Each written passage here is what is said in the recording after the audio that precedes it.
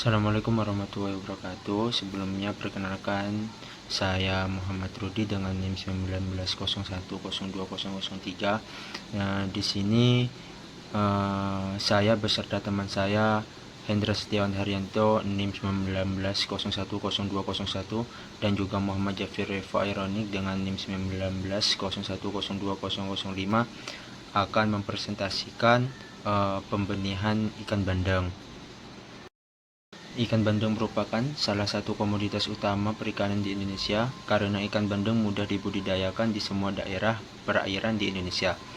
Rasanya enak dan gurih, tidak asin seperti ikan laut, tidak mudah hancur jika dimasak dan harganya juga terjangkau sehingga banyak digemari oleh masyarakat. Ini menurut anonim pada tahun 2009. Daerah penyebaran dari ikan bandeng sendiri yaitu di Laut Tropik, Indo-Pasifik, dan dominan di daerah Asia.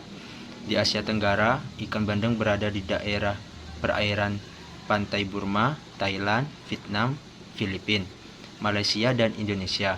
Secara umum, penyebaran ikan bandeng tercatat berada di sebagian besar Laut Hindia dan Laut Pasifik.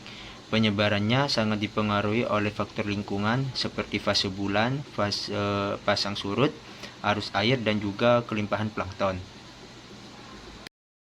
Menurut Sanin pada tahun 1984, klasifikasi ikan bandeng yaitu filum Chordata, subfilum Vertebrata, kelas Pisces, subkelas Teleoste, ordo Malacopterygii, famili Canidae, genus Canos, spesies Canos.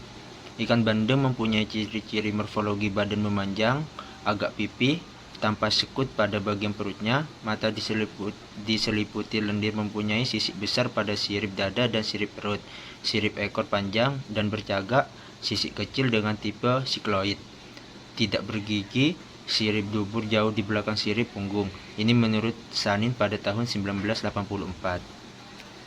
Selain itu, ikan ini memiliki karakteristik berbadan langsing, sirip bercabang, serta lincah di air, memiliki sisik seperti kaca, dan berdaging putih.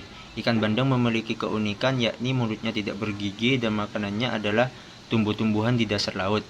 Selain itu, panjang usus bandeng 9 kali panjang badannya. Ini menurut Murtojo pada tahun 2002. Fisiologi ikan bandeng. Ikan bandeng termasuk jenis ikan euryhalin, di mana dapat hidup pada kisaran kadar garam yang cukup tinggi, yaitu 0–140 promil. Oleh karena itu, ikan bandeng dapat hidup di daerah tawar atau kolam atau sawah, air payau, tambak, dan air asin atau laut. Ini menurut Purnawati et al. Pada tahun 2007. Ketika mencapai usia dewasa, ikan bandeng akan kembali ke laut untuk berkembang biak. Ini menurut Purnawati dan kawan-kawan pada tahun 2007. Direktorat Jenderal Perikanan Budidaya pada tahun 2010 menyatakan bahwa keadaan suhu air yang optimal untuk kehidupan benih ikan bandeng adalah 27 sampai dengan 30 derajat Celcius. Kehidupannya mulai terganggu apabila suhu perairan mulai turun sampai 15–20 derajat Celcius atau meningkat di atas 35 derajat Celcius. Aktivitasnya terhenti pada perairan yang suhunya di bawah 6 derajat Celcius atau di atas 42 derajat Celcius. Selanjutnya, sifat seksual ikan bandeng. Sebagian besar spesies ikan adalah gonokoristik, di mana sepanjang hidupnya memiliki jenis kelamin yang sama. Gonokoristik terdiri atas dua kelompok. Yang pertama, kelompok yang tidak berdiferensiasi, artinya pada waktu juvenil jaringan gonad dalam keadaan belum dapat diidentifikasi jantan atau betina. Yang kedua, kelompok yang berdiferensiasi, artinya sejak stadia juvenil sudah tampak jenis kelamin jantan atau betina. Sifat seksual primer pada ikan bandeng ditandai dengan adanya organ yang secara langsung berhubungan dengan proses reproduksi, yaitu ovarium dan pembulunya pada ikan betina dan testis dengan pembulunya pada ikan jantan. Dilakukan dengan cara membedah rongga perut hingga dapat ditemukan gonad jantan atau testis dengan salurannya atau gonad betina, ovarium, dan salurannya. Selanjutnya, penyediaan sarana dan prasarana. Untuk lokasi dalam pembudidayan ikan harus mengatur beberapa hal, yaitu yang pertama, lokasi harus jauh dari pusat populasi dan bebas dari kemungkinan dampak pembuangan air, pedalaman, terutama pestisida pertanian dan limbah domestik ataupun industri. Yang kedua, sumber air laut dari teluk atau laut lepas lebih disukai daripada dari sungai atau anak sungai.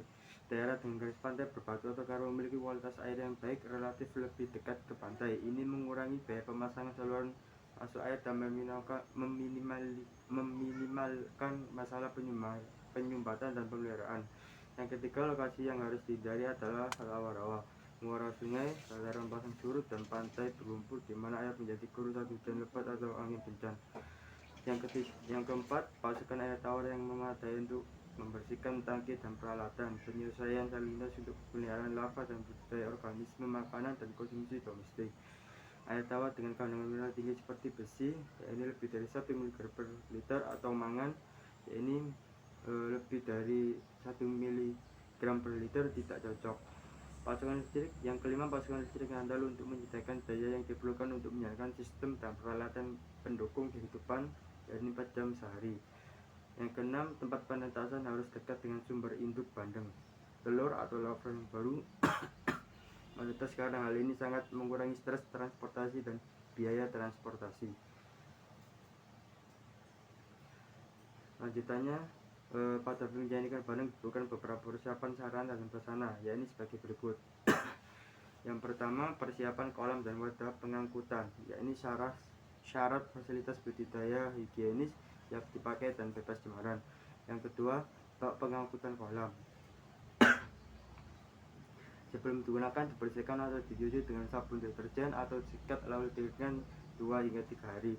Yang ketiga, pembersihan bak dapat juga dilakukan dengan cara membasuh bagian dalam bak kain yang dicelupkan ke dalam klorin sebanyak 150 part per million atau 100 ml larutan klorin 10% dalam 1 meter dalam 1 hingga 3 meter air, dan didiamkan selama 1 hingga 2 jam dan dinetralisir dengan larutan natrium diosulfat dengan dosis 40 part per million atau desinfektan lain formalin, yakni 50 part per million.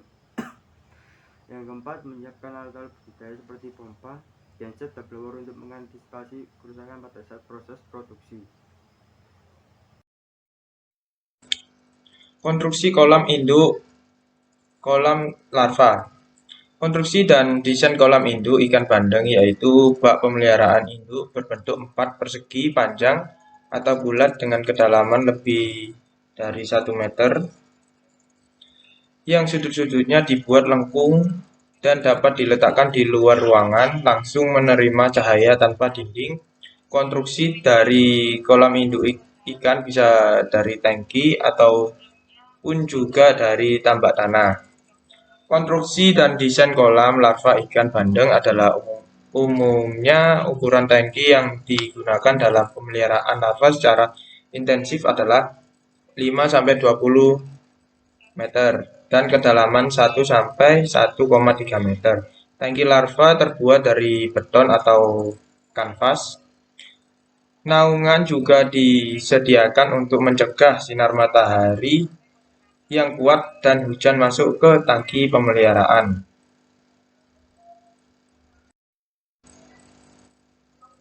Kolam pakan alami ikan bandeng. Konstruksi dan desain kolam pada pakan alami ikan bandeng yaitu bak kultur plankton Chlorella sp disesuaikan dengan volume bak pemeliharaan larva yang terbuat dari serat kaca maupun konstruksi beton, ditempatkan di luar ruangan yang dapat langsung mendapat cahaya matahari.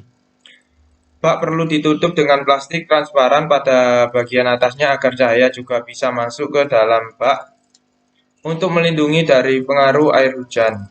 Kedalaman bak kultur Chlorella sp harus diperhitungkan sedemikian rupa sehingga penetasan penetrasi cahaya matahari dapat dijamin mencapai dasar tangki. Kedalaman air dalam tangki disarankan tidak melebihi 1 meter atau 0,6 meter. Ukuran bak kultur plankton Chlorella sp adalah 20 x 25 x 0,5 meter kubik persegi. Bak kultur rotifera terbuat dari serat kaca maupun konstruksi beton yang ditempatkan dalam bangunan beratap tembus cahaya tanpa dinding. Perbandingan antara volume bak Chlorella rotifera dan larva sebaliknya 5:5:1.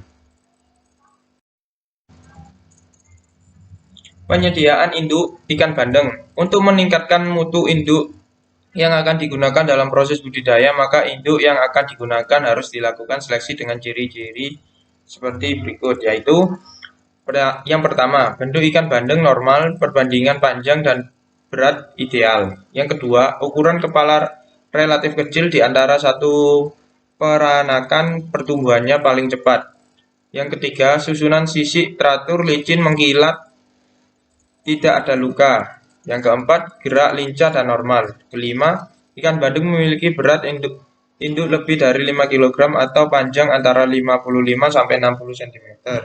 Yang keenam, diameter telur yang diperoleh melalui kanulasi dapat digunakan untuk menentukan tingkat kematangan gonad. Induk yang mengandung telur berdiameter lebih dari 750 mikron sudah siap untuk dipijahkan.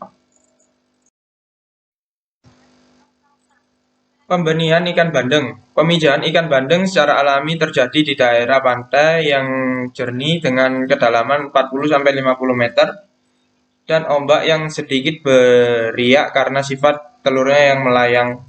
Bandeng memijah pada tengah malam sampai menjelang pagi. Pemijahan bandeng berlangsung parsial, yaitu telur matang dikeluarkan sedangkan yang belum matang terus berkembang di dalam tubuh untuk pemijahan berikutnya. Dalam 1 tahun, 1 ekor induk bandeng dapat memijah lebih dari 1 kali. Pemijahan alami berlangsung dalam kelompok-kelompok kecil yang tersebar di sekitar karang atau perairan yang jernih dan dangkal.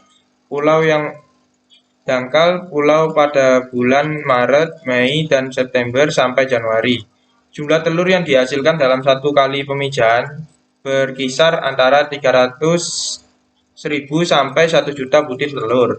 Pemijahan buatan dapat dilakukan melalui rangsangan hormonen yang diberikan kepada pembentukan cair dan padat. Hormone bentuk padat diberikan setiap bulan, sedangkan hormone bentuk cair diberikan pada saat induk jantan dan betina sudah matang gonad.